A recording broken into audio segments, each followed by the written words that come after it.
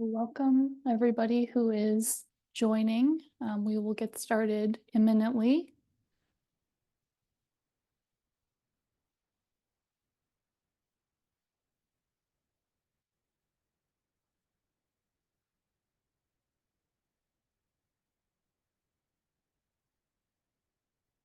Okay. It's 2 after, so I think we'll jump right in. Want to be respectful of everybody's time. Thank you everyone for joining. My name is Catherine Hurd, and along with my colleague Danielle Kreider, we are from the North Region Planning Team at the Department of Planning and Development.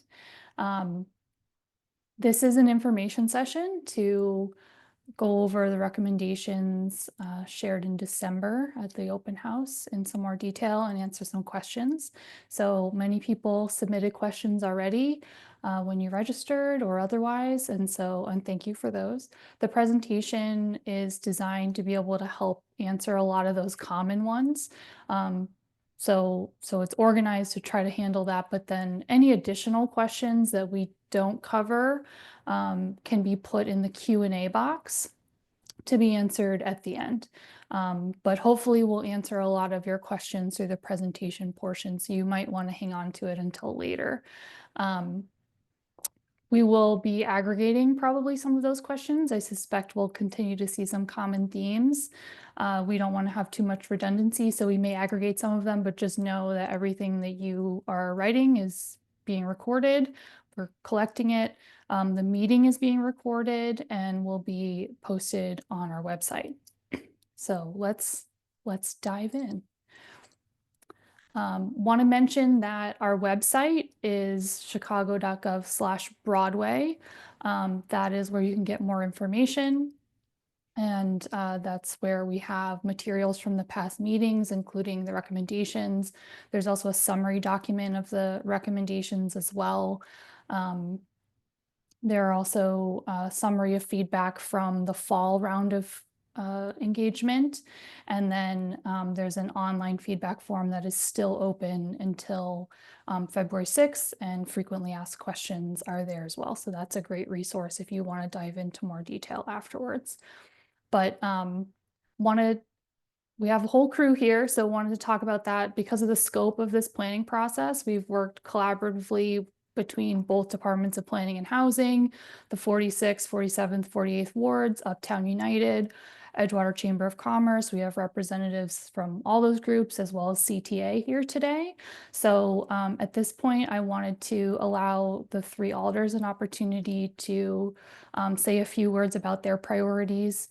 And I will start in numerical order with Alderwoman Clay in 46, then we'll go 47, 48 afterwards. Thanks, Catherine. Good day, all. I am Angela Clay, the Alderwoman of 46th Ward.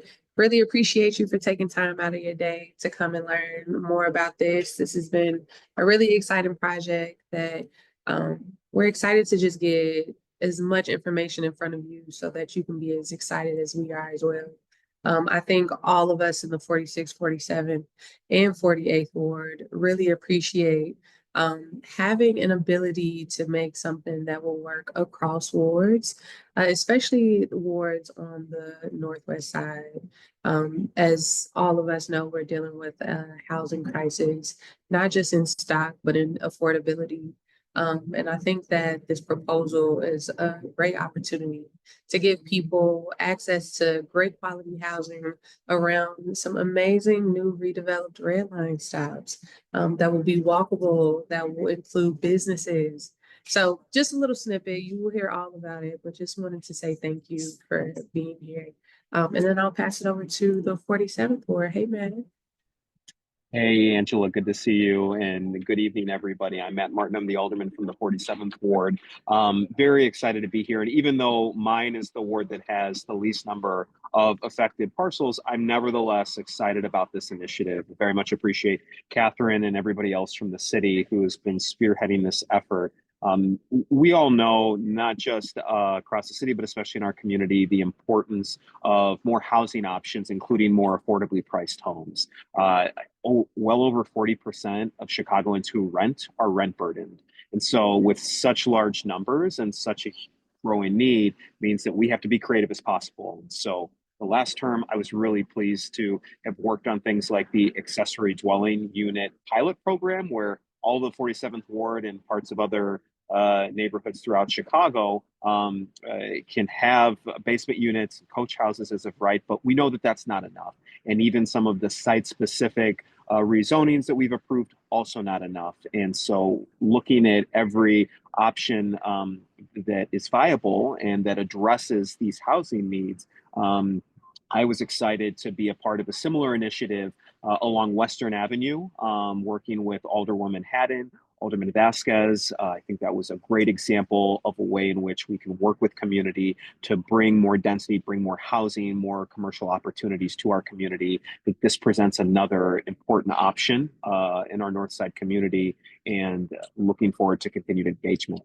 With that, I will hand the virtual mic over to my colleague, Lenny Hoppenworth from the 48th Ward. Thank you. Thank you to my colleagues, Angela Clay and Matt Martin. It's Lenny again. Thank you for your attention. Thank you all for being here. I was just saying that Edgewater and Uptown are community areas, but the 48th Ward has many different neighborhoods. And I wanted to express my gratitude for so many of my neighbors who came out to the open houses in Uptown at Farama, and also who are here today. I want to remind everyone that this is being recorded. Thank you to DPD, the Department of Planning and Development, for putting this presentation together. There will be time for questions after the presentation. And I hope for you who maybe this is your first time at one of these meetings, I hope that you will come with an open mind.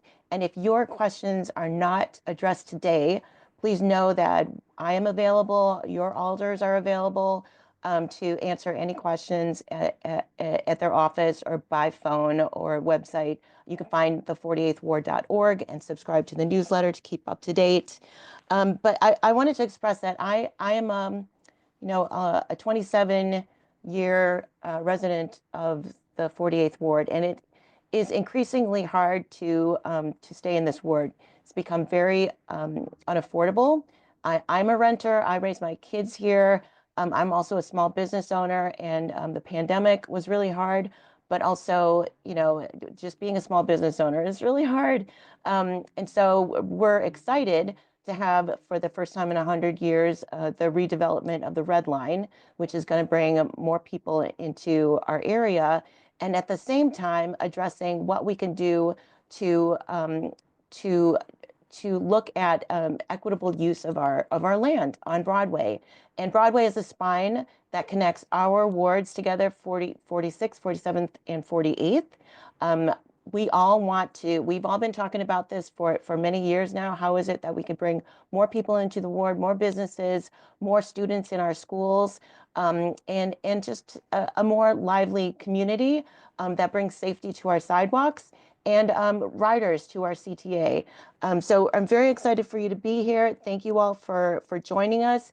And also please know that lots of concerns have come our way. We're addressing each one of them here. And once again, this meeting is being recorded. Please share it out. And if your question is not answered today, please reach out to our respective offices, and the feedback form is still open today. And with that, I will pass it on to Catherine from Department of Planning and Development. Thank you very much to all three of our alders. Okay, let's dive in. There's a lot to discuss.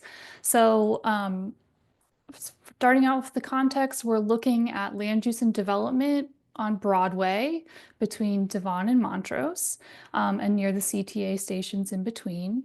So this aligns with the CTA's Red Purple Line Modernization Phase 1 work to improve transit service and infrastructure that's being worked on now, should be completed soon, and more on that in a minute.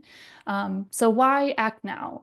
There are really urgent challenges expressed by these neighborhoods and confirmed with further analysis and research, and particularly around issues of housing and for businesses, as were mentioned by the alders previously.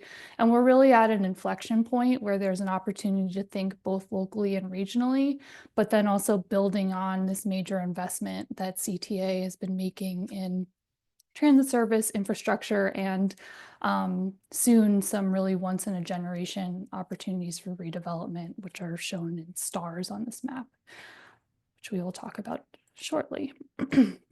So the timeline from this, this process and the resulting draft recommendations that we'll go through are to establish an implementable framework for decision-making related to development. So the visioning behind this has been happening for years prior to when this current process got started for portions of the corridor. And so this is an opportunity to pull those together and build upon them, because the Broadway corridor is not only a local destination, but it's also a regional corridor. So we need to think about it both ways. The studies that are shown on the left here that have been going on previously are linked on our website. So if you go to the FAQ or to the draft land use framework document, they are linked there. And there were quite a few common themes and visions that were expressed in these plans. And so the intent was to gather those key goals and principles specifically related to land use and development with the community to help refine and make them more specific to determine the next steps so that we can start to implement on these visions. So our project partners group started meeting this past summer to plan out the process and how we were going to gather community feedback and do the analysis. DPD, the Department of Planning and Development, completed that analysis of the history, demographics, existing conditions. All of that was shared in the fall open house, along with opportunities for folks to provide feedback on the goals and then the future ground floor uses along the corridor. We had about 150 attendees for that, and about that many also that couldn't attend in person could also, they also submitted online feedback. In December, all of that input had been translated into some draft recommendations, which we had at an open house. This one was about 200 attendees, and then the online feedback portion of that is still open now. That closes next week. 2 weeks ago, DPD had a brief overview of this process to the Chicago Plan Commission because we needed to give them a heads up that we're working on it. But we do intend to bring the framework portion of this to Plan Commission to request adoption for that portion next month, which I'll talk about in a little bit as well. And so, but the implementation of the recommendations, they have their own separate processes that will follow, later this year and ongoing, including the process for rezoning that a lot of people are interested to learn more about today. So the goals and priorities initially, as I said, came from these prior visioning efforts and desires from the community. And so these were then refined and made more specific through this process. But the key high level ones that we heard a lot about were to improve neighborhood housing affordability. We know that this is a big issue in Uptown and Edgewater because most of the people who live in Uptown and Edgewater are renters. We also have a pretty low median age in the 30s. And then we also have pretty broad economic diversity in terms of income.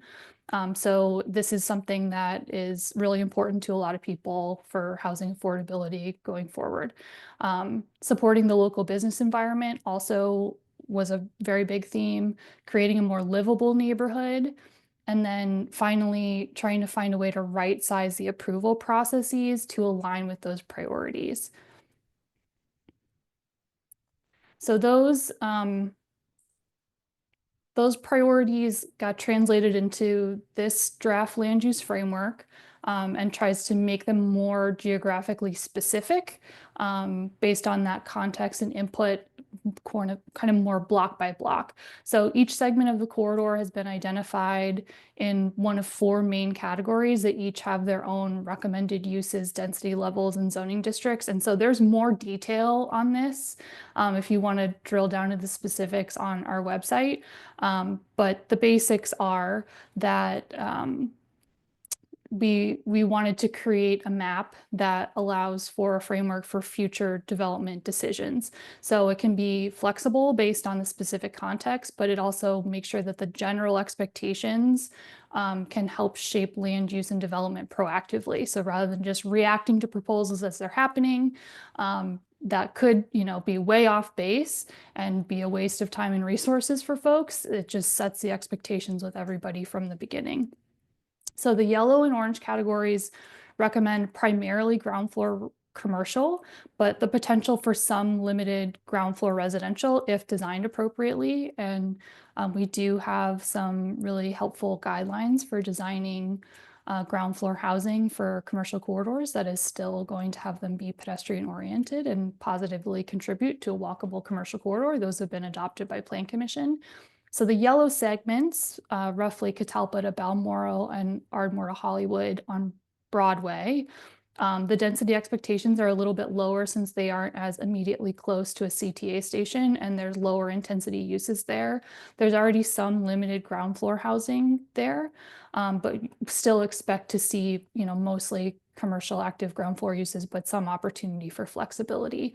The orange segments, so that's the area closest to Devon on Broadway, and then most of the side streets near a CTA station. There's often already some ground floor housing in those areas, but a mix with active commercial. So, opportunity for flexibility there to make sure that the ground floors are occupied and active. And then these segments were given their context and proximity to the CTA stations are expected to be, 5+ stories for new development.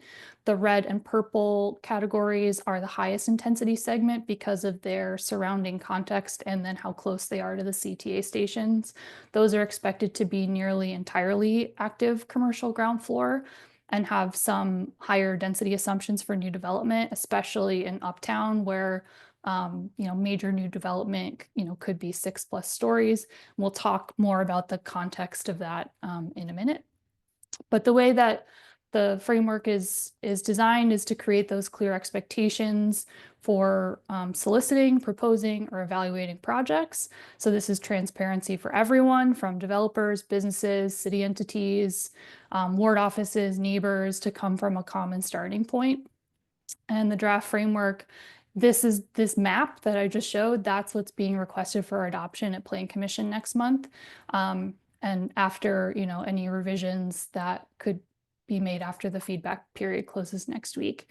So any implementation efforts that flow out of that, such as the rezoning, will have their own subsequent processes. So, but it can be used to inform those zoning approvals, such as either proactive zoning or future zoning changes in, for subsequent projects. But then there are also lots of other approvals that can happen over time and may be required to happen for projects. For large projects that can trigger a planned development, there is a whole separate process and review that includes community outreach. There's the Zoning Board of Appeals. That's a public hearing that takes public comment. And then for probably the most strict review is for projects that are landmarks or in a landmark district that require that high level of review and several public hearings as well. So the land use framework can help inform some of those future decisions and has enough flexibility to be used that way. So I want to talk quickly about the CTA construction sites. So one of the key opportunities to implement this vision for a more vibrant corridor is in these once-in-a-generation development opportunities that CTA is currently using for the red-purple line modernization. construction. So these sites are expected to be ready for redevelopment in late 2026 or early 2027. In 2018, CTA completed their analysis and planning for the corridor from approximately Ardmore to Leland, which has a lot of overlap with the study area we're looking at now. So it included these 5 properties that are shown on the screen, and it envisioned scenarios for redevelopment for those in preparation to redevelop them when CTA is done with the construction, which should be soon. So this recent process helps update and build upon that prior work, because that happened a few years ago, so that it can be helpful in shaping those projects moving forward. The 2 largest sites, which are number 2 and number 5 on this list, are also being considered by the Department of Housing for a new to Chicago, but not new overall, permanent affordable housing model that is mixed income. And so this is a program some people may have heard of called Green Social Housing. It's still being developed, and more information will be released next month about how it all works in the process for that. But just wanted to, since people have been hearing about it, these 2 biggest sites, we're looking for more opportunities for additional affordability in those. All right, so I know this is hard to read at the scale, but there are much more zoomed in versions of the both existing and proposed zoning that's on the website. If you go to the December open house presentation boards, you can zoom in and see before after for all of those. But wanted to discuss this briefly. There are over 20 different districts in the study area right now that have a whole range of restrictions and allowances, and that has caused some confusion for small businesses, especially small businesses that just want to expand next door or move across the street, but then the zoning restrictions are different. So that is frustrating and time-consuming and confusing. So nearly 20 years ago, some portions of this corridor in the 48th were downzoned. So outside of, specific rezonings for projects, that's the last time I'm aware of that the zoning for the corridor was really reevaluated to adjust for the needs of the current environment and the future needs. The zoning code is a living document. It changes regularly, so there's new provisions to consider. So it's, due to reevaluate that. So when choosing recommendations for zoning districts. So the key mandate is really to have a more fair, consistent, and transparent set of expectations for land use and development. The 2 key considerations are to support housing and economic development, and then local businesses. Those are kind of the 2 key goals that came forward through the feedback. And so trying to align the zoning to support kind of the more typical mid-rise mixed-use projects by right, but then projects that are larger or deviate from that would still require additional approval and input, but reducing barriers to the much-needed housing and investment that needs to happen on Broadway. But also trying to support businesses by allowing a kind of a healthy variety of commercial uses while still balancing that with the compatibility of what makes sense in the neighborhood, trying to attract businesses to invest in and activate some of these underutilized property, like some of the vacant storefronts, and then reducing barriers for most types of businesses to be able to open or expand, which is something that we hear is especially a burden for small businesses. The districts selected were analyzed to minimize conflicts between the existing businesses and the future zoning recommendations. So the zoning recommendations include both more restrictive districts and less restrictive districts. And so there was an analysis to try to balance those. So again, the detailed maps of the existing and proposed you can find on our website at the December open house boards. But at a high level, there's basically 3 districts that are being proposed. So these are recommendations that are flowing from the land use framework. C15, B35, and B25. So there are other districts that are basically being left alone. So there's existing planned developments, there's open space, there's one R district, and the reason we didn't change that is because it would split a church lot into multiple zoning districts, which didn't make sense. And then transportation, which is the CTA tracks. So so note that the zoning recommendations are not as varied as the land use framework because there aren't perfect matches between that and what zoning districts are available. So there's also some flexibility within districts. So I can explain that in terms of form and height in a minute, but it's not a one size fits all approach. So the zoning districts include two parts, the prefix, which is like the C1, B3, B2, that defines what uses are allowed. And then the second part after the dash, so dash 5, for example, that defines the density level. So I'll explain both of those in a minute and then come back to this map. But I want to note also that there is a pedestrian street extension proposed along Broadway from Winona to Montrose, and that is to pair with the C15 district. And I will explain that also in a minute, but just wanted to note that on the map.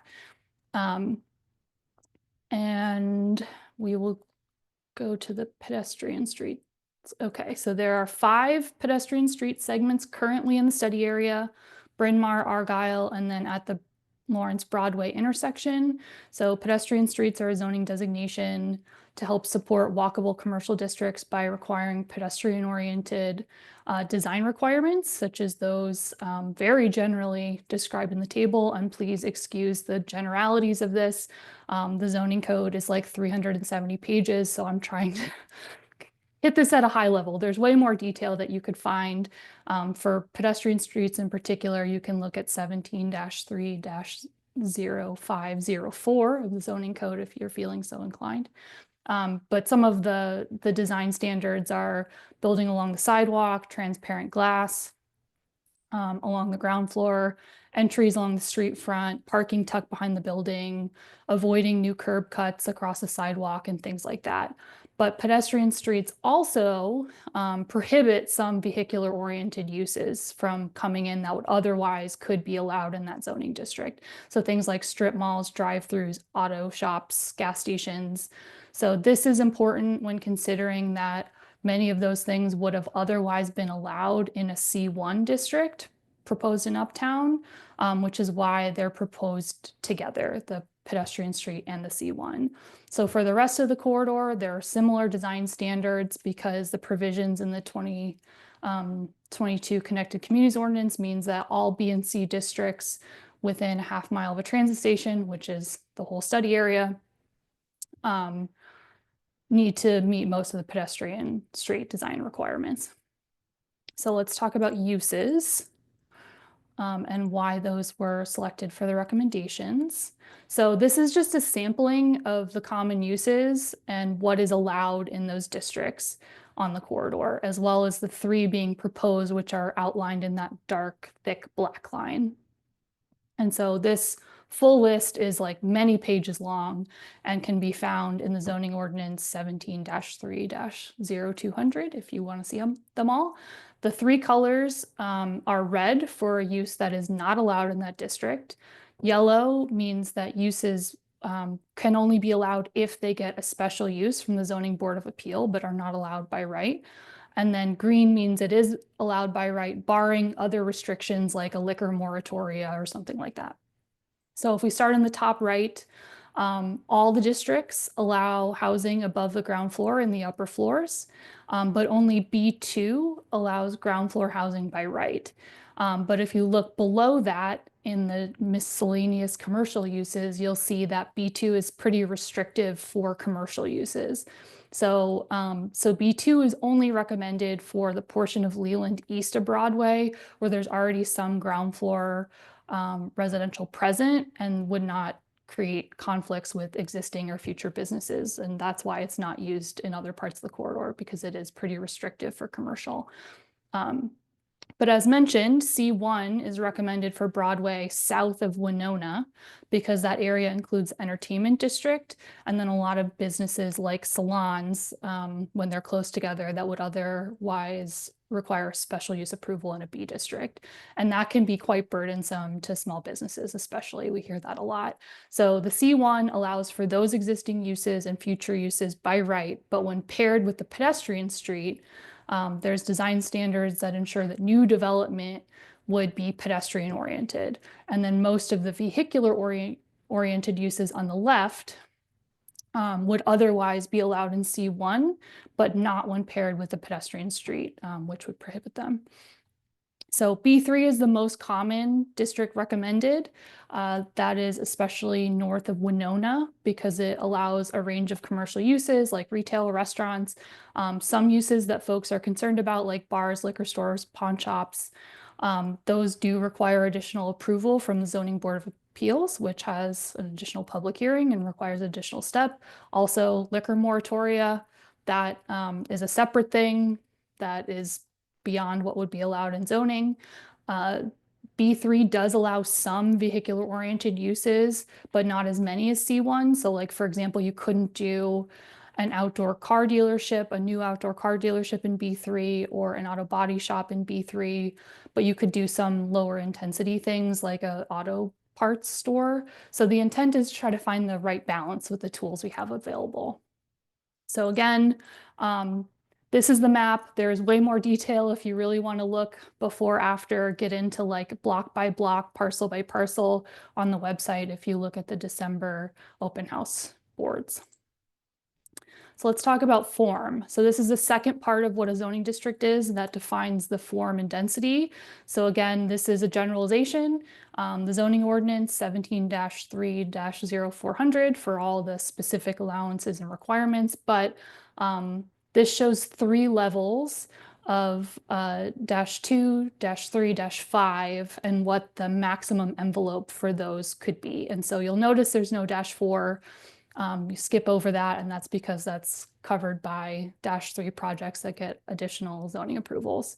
That can't be done by right though. So the number after the dash controls the floor area ratio, the FAR, which is basically the volume of the building. The height, which is a range, which I will explain in a minute why that's a range. The unit density, so that's based on something called the minimum lot area, and that also has to do with the types of units, and then what trigger of units, and there are other triggers too that would require a plan development, which is a whole additional round of approvals. So the 2 on the far right show -5 examples, which represents the zoning recommendations. So these are maximum envelopes. The height limits for the -5 are 50 to 80 maximum, which I'll explain why that's a range. But anything over that needs to be a plan development, which again has its own separate process. So if we look at the height ranges, what I mean by that is building size even within the same district. So these are all -5 assumptions, depend on the lot dimension. So for smaller lots, there will be smaller buildings. This is already baked in to the zoning code. So that's why zoning districts can be uniform along a long corridor, but what is built won't necessarily be the same for every site. It depends on the dimensions. So this diagram shows the maximum building height based on the street frontage. So for lots with less frontage, the height limit is as low as 50 feet for a standard 25 by 125 Chicago lot. And then only buildings or on large sites with over 100 feet of frontage can get up to that 75 or 80 feet maximum height by right. And you only get up to 80 feet if it's ground floor commercial. So there's a lot of different factors to this, but generally the idea is bigger site, you can have a bigger building. The other aspect of this is the east and west side of Broadway. So this is a section cut through Broadway looking north. On the left, the far left is an existing building backing up to the west side of Broadway. Far right is the CTA tracks. On the east side, the white envelopes show the conceptual, envelope of what future development could happen there. And again, larger buildings can only go on larger lots. In this case, the building on the right, the east side, would require planned development because of its height and size, but on the west side, the lots are smaller. And you'll notice also that there is a 30-foot setback on the upper residential floors of the building. So there is still a generous separation between any new building from buildings that back up to Broadway. So now quickly try to cover 4 main question topics that we heard about in a little bit more detail. And so the first one has to do with the preservation of character and historic resources.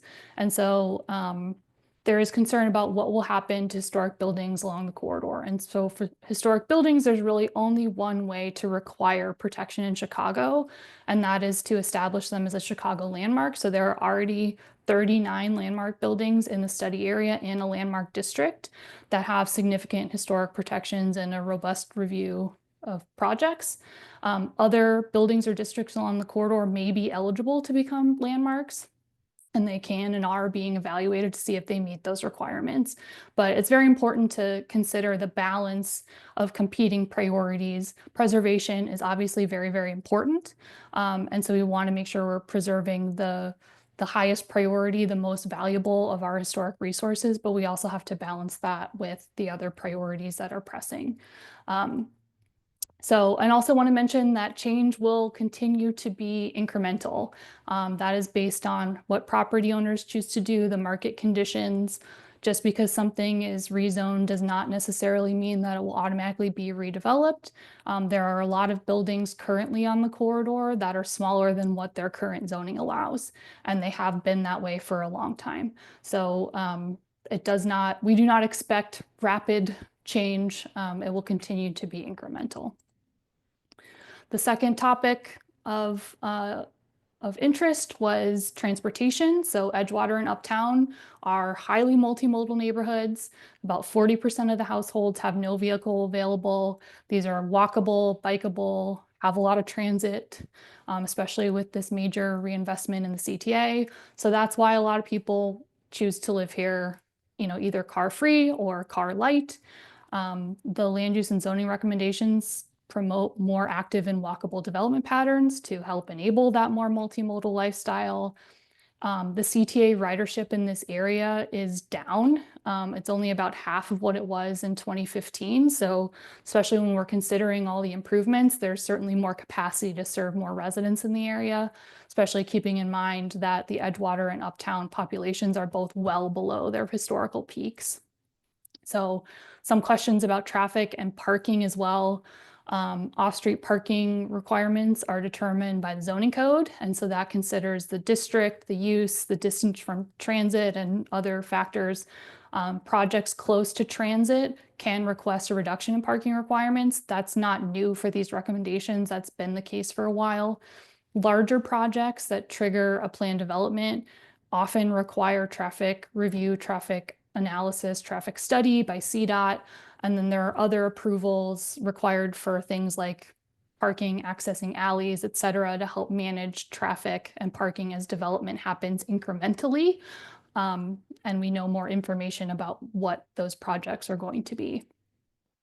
And then also building from past visioning work on Broadway, CDOT has been working on an analysis of potential multimodal street improvements south of Foster. So north of Foster is an IDOT route, so there's like some jurisdictional stuff, but CDOT can share more about that when they do outreach for those infrastructure improvements later this year. We have shared all the feedback that we've gotten about transportation and streetscape with them to help inform their work, and they are working on that. Next is housing affordability.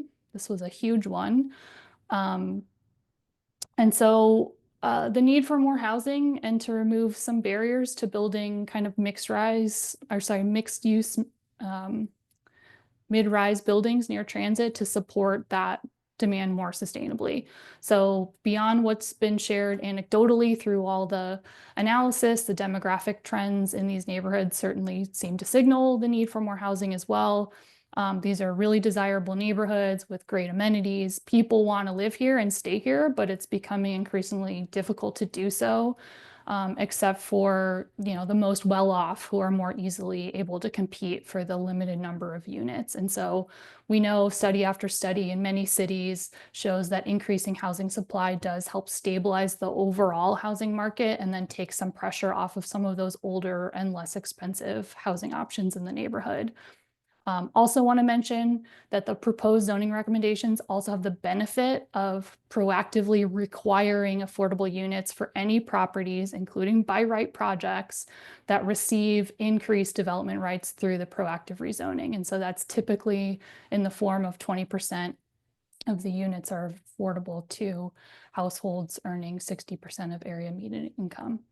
And then as previously mentioned, there's also opportunities for even larger portions of affordable units being evaluated for the sites currently being used by CTA construction. So last of the hot topics, local businesses. So this was a big one. Want to support more activity and pedestrian-oriented design for new development to help support more foot traffic. That's critical for small businesses. People that are able to walk by and have other walkable amenities nearby are more likely to hang out and discover new businesses rather than people driving by, for example. So, and as previously mentioned, small businesses have complained about kind of the sea of red tape that they have to navigate at the city, and the unpredictable and sometimes uneven zoning restrictions are some of the more frustrating and resource intensive. So the zoning recommendations were chosen with the existing businesses in mind to try to minimize the impact if the zoning recommendation is more restrictive than it is today, but also to allow for a more healthy variety of future businesses to invest in and activate the corridor. There are some questions about business displacement, especially for businesses that own their own buildings. They can keep operating as they are indefinitely, regardless of what the zoning is. For businesses that rent, this is similar to the concern, and they're worried about their building being sold or redeveloped. This is similar to the question about older buildings and historic buildings on the corridor. Again, rezoning doesn't automatically trigger a sale or redevelopment. There's a lot of properties on the corridor that are underbuilt for their zoning capacity now and have been for a long time. So we still expect things to be gradual and incremental based on the property owners and the market forces. Almost done. So wanted to give a little bit of an update on the feedback received thus far. So there were open houses in October and December. There were feedback stations at each of those, which we have collected and reviewed the feedback from. Each of them also had written feedback form opportunities that has been collected. There was the October and then the currently still open online feedback forms that we've so far received over 600 responses. And then any other comments, questions, concerns that was shared not just with DPD, but any of our project partners, those are all being reviewed and collated. Some of the key themes, the biggest one by far is the overwhelming need to address the rising housing costs and wanting to have more opportunities for housing in the neighborhoods. Excitement around new investment, increased density around transit, more pedestrian-friendly development, and wanting to support the existing and future local businesses on Broadway. The area where there's more mixed feedback was on building heights, as there always are varying opinions about building heights, and especially looking on the west side of Broadway. So next steps, and then we'll get into questions, but wanted to also mention again, the online feedback form is still open until February 6th at Chicago.gov/Broadway. So if you have not filled that out, please feel free to do so and give your feedback on the recommendations. As I had mentioned previously, the land use framework portion, that will be going to Plan Commission on February 20th. But then after that is when we would begin any legislative process for zoning ordinances. And so that would require mailed notices to all the surrounding property owners, and there's public hearings prior to approval. So there's more process that needs to happen that will take more time.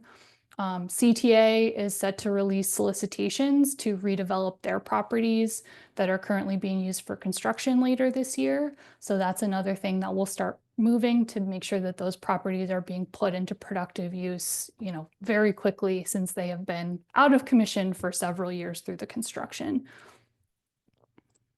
So let's do our questions, and we will try to get through as many as we can. You can put them into the Q&A box. Yes, thank you all so much for all of your questions. We have a very interested group. Just for the sake of efficiency, we've tried to combine some of the questions that you've submitted so that they can be answered at the same time, but keep them coming. So the first question is, why is Broadway being handled differently than the Clark Street Crossroads corridor or Northwestern Avenue planning efforts? Sure. So I worked on both of those. So those are different because they did not build on prior visioning.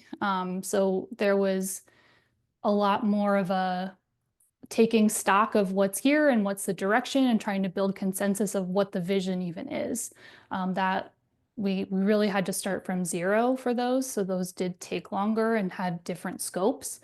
In this case, that visioning has really been going on for a long time. And so we didn't need to reinvent the wheel for everything. It was really pulling from a lot of that great community work that had happened previously, and then building on that, confirming that, making it more specific, and being able to pivot more quickly into building an implementable plan to start seeing some of these things come to light to form that vision. I just want to chime in too. There are other planning processes that I've been involved with at DPD over my years that have also done similarly. If it was an update, for example, to an existing plan, other planning processes that have been done prior, we've been able to focus our efforts and have a process that is similar to this one.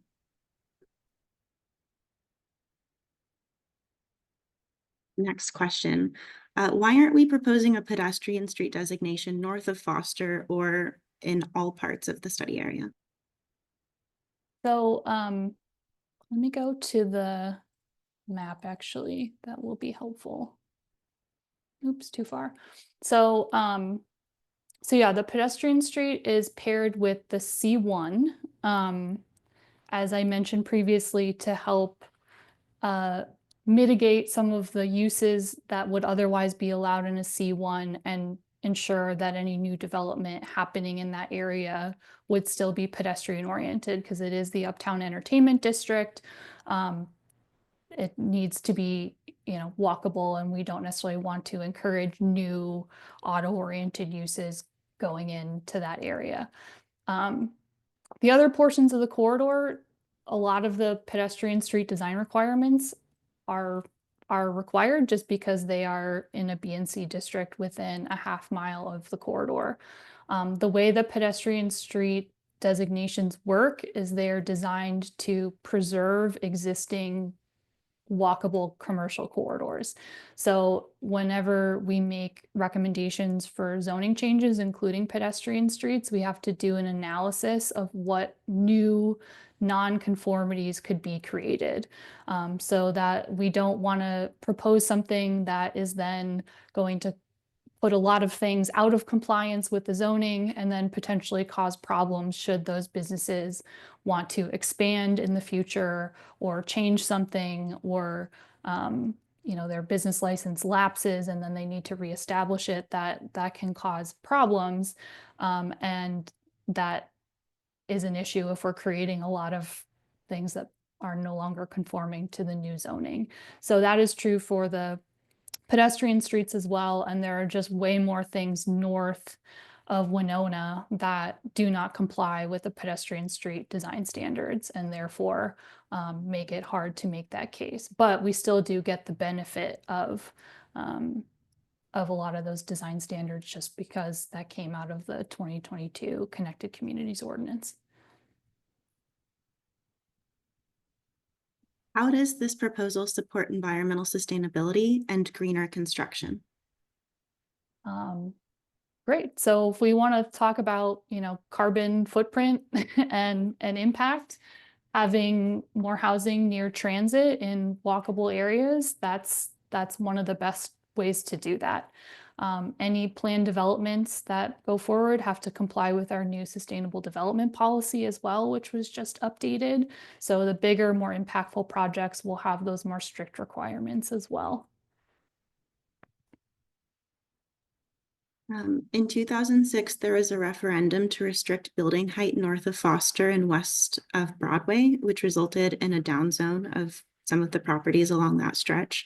How has this informed this effort? Yeah, so that happened in 2006. There were, as a part of that effort, there were some goals that were established, and those seem to be very aligned with the goals that we still have today, which is great news. Wanting to support a healthy, vibrant business district, wanting more housing options, a more walkable corridor, all of those things are still true today. There was a down zone that happened subsequently. Again, that was nearly 20 years ago, and now is a good time to revisit those questions. It's incumbent on us to make sure that we're consistently reviewing our regulations to ensure that they are actually getting us closer towards our goals. Thank you. How can you speak to how quickly you expect this new development to happen and how many housing units you would expect it to yield?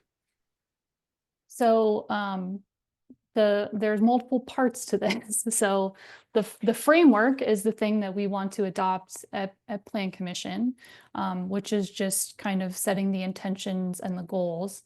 The actual zoning ordinances would follow that through their own legislative process, which is different. That would happen later this year. We have talked with some businesses that are like in active permit stage that, some of the ordinances might lag just to make sure we don't accidentally mess them up through their construction process. So I don't have like exact timing of when all of that is going to happen yet, but that could happen later this year. As I mentioned, the CTA properties that are currently being used for construction will be available in 2026, early 2027 for redevelopment. But everything else is privately owned. So what happens on those sites, like we can't really predict or demand when that's going to happen. So we expect things to be incremental as they are, and so we can't necessarily predict when or how much development will happen. I know that there was an estimate of like absolute maximum amounts of units that was put out in the press. We have not independently verified that, and it also isn't necessarily that relevant for planning purposes because we know it's never going to be maximum.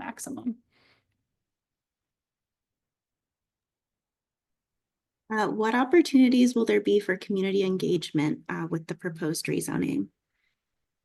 Yes, so as mentioned, there are still, I'll go back to the other screen so people know to put it in the chat or in the Q&A box. So as mentioned, plan developments are for larger projects. There are several triggers for what would require plan development. Those have their own processes that involve city review, but then alders typically have their own community processes for that. There's public hearings. A lot of additional approvals will have public hearings that take public input, such as ZBA, any future rezoning, anything with landmarks, historic preservation. There are public hearings for all of that, and additional review.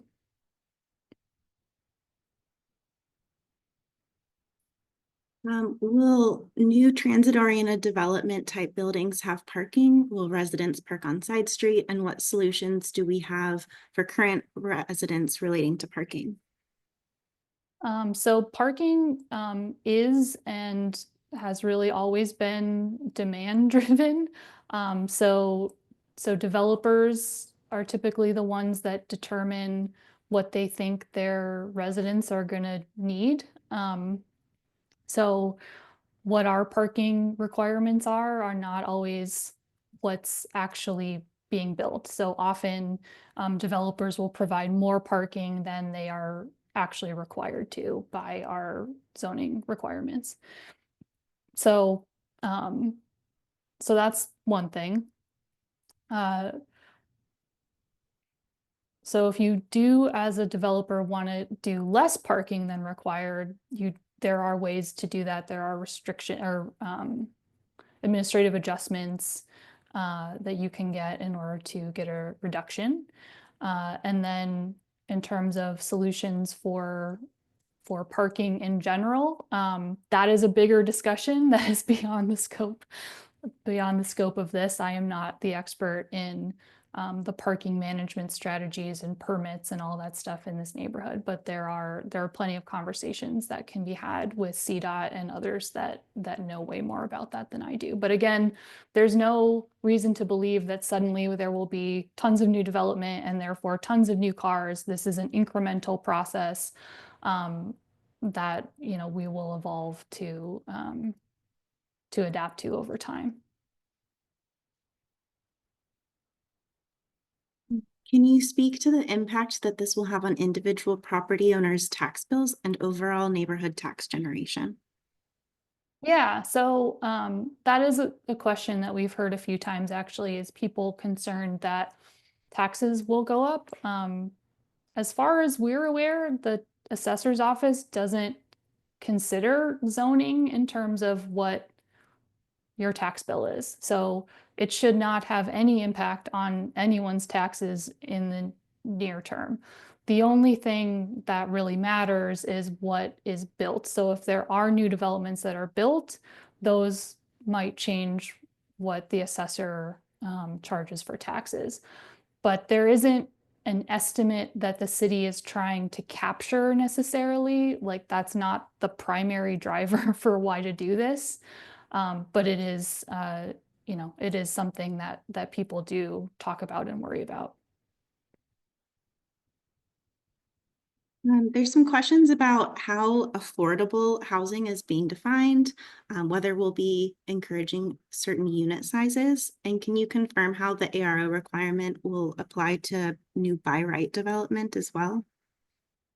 Okay, I'll try, and then Dana, you might need to help me. But so for the affordable requirement for by right projects, so if we rezone, we as the city rezone a property proactively to give it more development rights than it has right now, then that means that property, should they build 10 or more units, will need to abide by the affordable requirements ordinance, even if they are a by right project.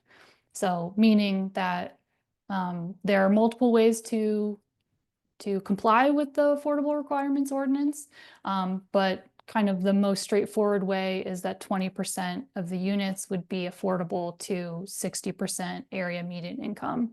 Dana, do you have more to add to that? The only thing I'll add is that requirement stays in place for a period of 30 years. Yeah. So that's the affordable requirements ordinance. For how the affordable units work with that, there are requirements in terms of the affordable units need to be equivalent to the market rate units. So if you're building 2-bedroom units market rate, you have to have 2-bedroom affordable units. So that's part of it in terms of unit sizes. Typically, it's not a great idea for us to be too prescriptive about what the unit sizes are, because again, development is going to be happening over time and needs to be able to respond to what the demand is at that time. Right now, we have demand for all unit sizes. So, so we need to not get too picky about that, just because we know that we have demand across all of them.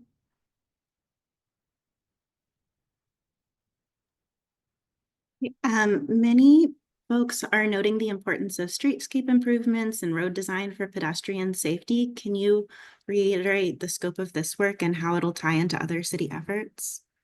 Yeah, so a lot of that was, discussed during the visioning, and especially folks that were around for the 48th Ward Broadway visioning a few years ago that Alderman Osterman and his crew ran. Several of us were involved in that work at the time.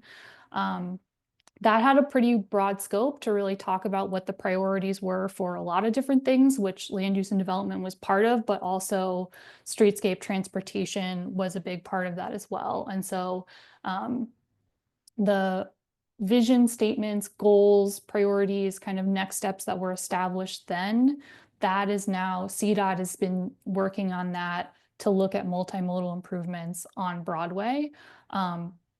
Now that we have moved from kind of vision stage to like trying to come up with implementable plan stage, now it's a little bit more specialized so that, DPD is not the one that's going to be designing streetscapes and organizing who's building them or finding the funding for them. That is CDOT's role, whereas DPD is on the is able to help with the zoning, the land use, approvals, that kind of thing for development.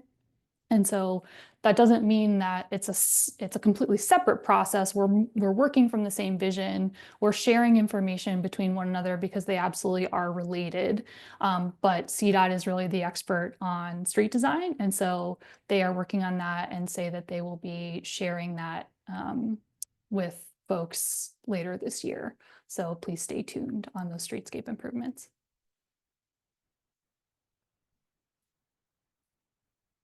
I'm still catching up on some of the more recent questions that have been submitted. Do any of our partners want to chime in and address any of the questions that they're seeing in the chat while I pull the next couple?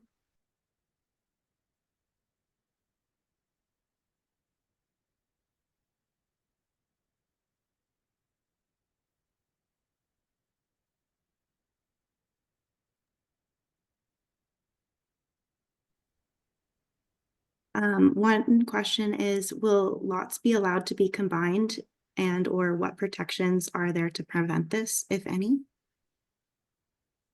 Like, could you develop multiple lots at the same time? Yeah, I think they're asking like if you had multiple vacant lots next to each other, if something was demolished, could you consolidate a larger parcel?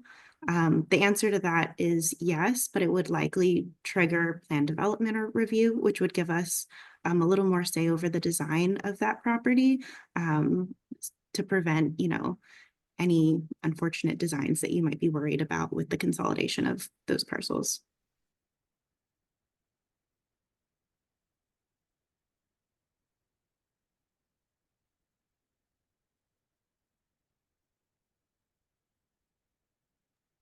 Can unused density on landmark properties be shifted to adjacent parcels or even purchased by a developer of a vacant parcel along the corridor? I mean, I don't I see can why answer that. not. I Go can ahead, I can Cindy. answer that. Yeah, I think if they have the development, if it's like one continuous boundary, then yes, they can use the unused FAR of the historic building for the new building next door. Obviously, they would have to make sure there's consent among the parties involved. And typically, I think that would be, some kind of plan development process. I think it's But automatically, yeah. yeah, we do it quite frequently in some areas of the city. Yeah. But it has to be contiguous. You can't just sell it to somebody across the neighborhood. Correct. They have to be like next to each other or a continuous boundary. Will new housing built here help prevent displacement of residents elsewhere in the neighborhood? So that's a very sticky question. We know that based on lots of research that's been done in many cities around the world, many times over, that new housing, even some of the more expensive because new housing is more expensive to build and therefore is often more expensive to rent or buy, that even market rate housing has downward pressure on surrounding housing costs. So being able to increase the amount of housing should this be successful and we are able to see more housing developed on Broadway, that should help stabilize the quickly increasing housing costs in the area. That does take pressure off of the limited older and less expensive housing in the neighborhood, because otherwise it's just it's a zero-sum game of people that are being outbid over the same number of units. So on top of that, we're also talking about having required affordable units that are legally restricted. So that's another way to help provide that a little bit more of a backstop for any new development. So we have a few questions of this nature, such as, is there a possibility to eliminate parking mandates with this upzoning? Could there be additional design requirements added as a part of this upzoning? So there is a separate conversation that has been going on with the mayor's Cut the Tape initiative that included wanting to discuss revisiting the parking minimums in the zoning code. That is a separate conversation though. This set of recommendations does not modify that. It will, as far as we're assuming right now, the parking regulations will stay the same as they are, although, you know, we just don't know. Again, the zoning code, it changes, it evolves over time. So we have to assume what we know right now. Was there a second part to that I missed, Danielle?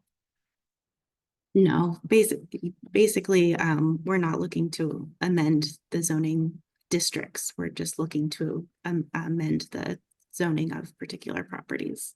Yeah.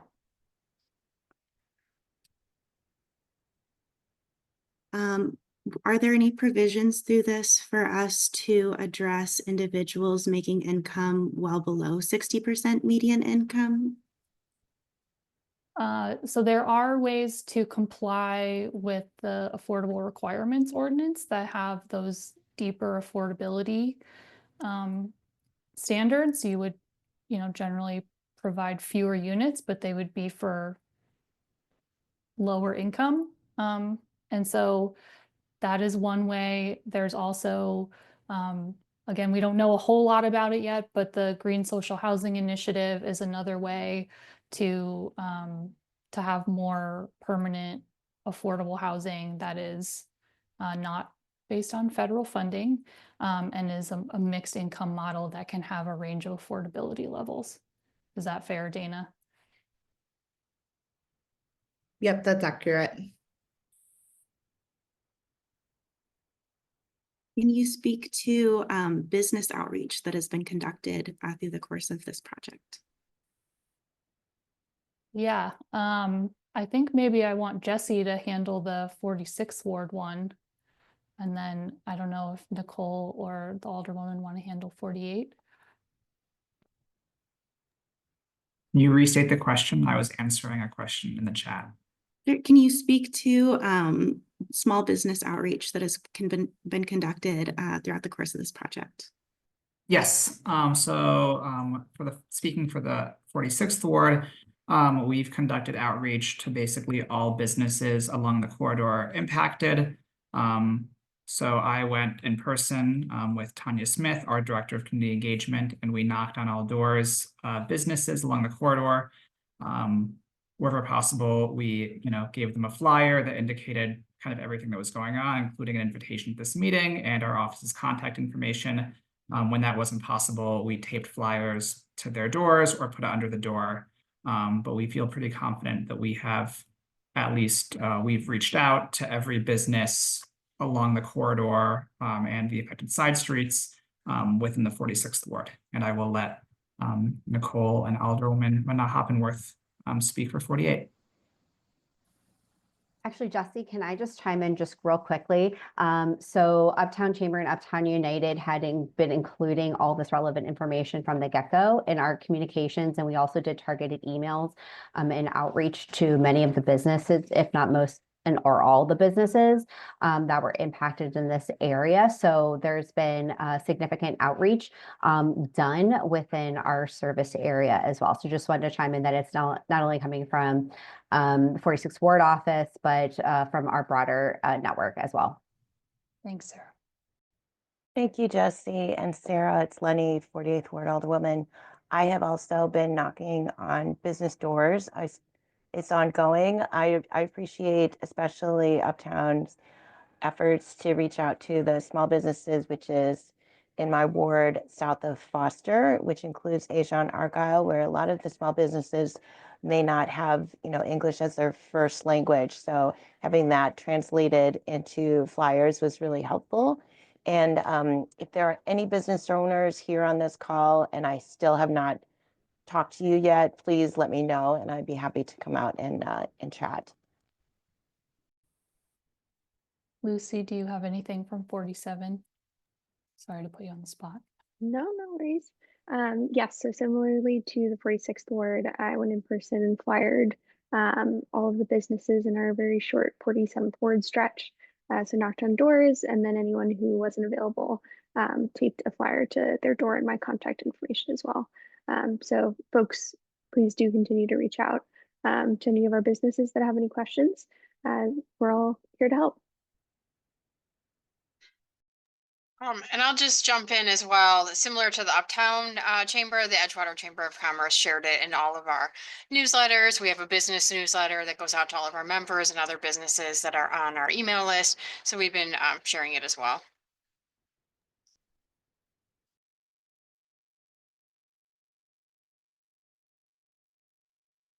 Right. Has there been consideration for housing needs for those who have accessibility concerns? For example, those in wheelchairs? We do have, I'm not like the expert in the building code, but there are definitely accessibility requirements for new construction. Dana, do you have anything to add on the affordable housing side of things? Just to reiterate that there are requirements for accessible units to be built alongside any other affordable units.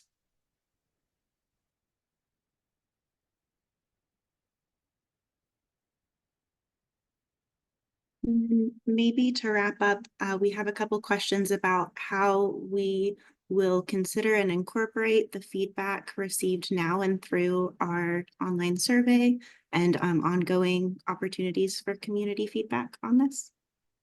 Yeah, that's a good one to end on. So want to remind folks that we do still have our online survey open until February 6th. And again, we've already received hundreds of responses, but if you have not, please do fill that out. The questions are pretty straightforward. We want to know what you're excited about, what you're concerned about, and what you're confused about.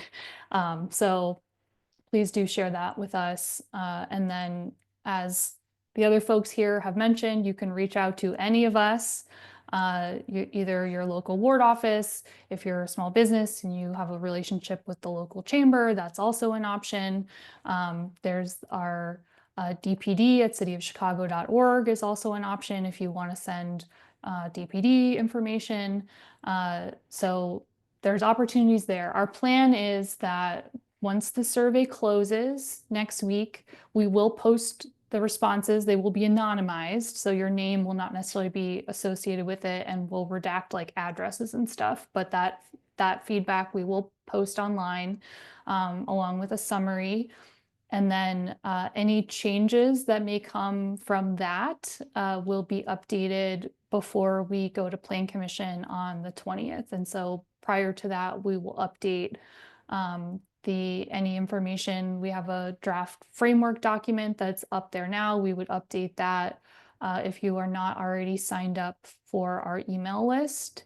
That is also on our website at Chicago.gov/Broadway. So you will get, if you sign up for that, you will get a notification when and if we have a brand new, new and improved plan to share prior to Plan Commission.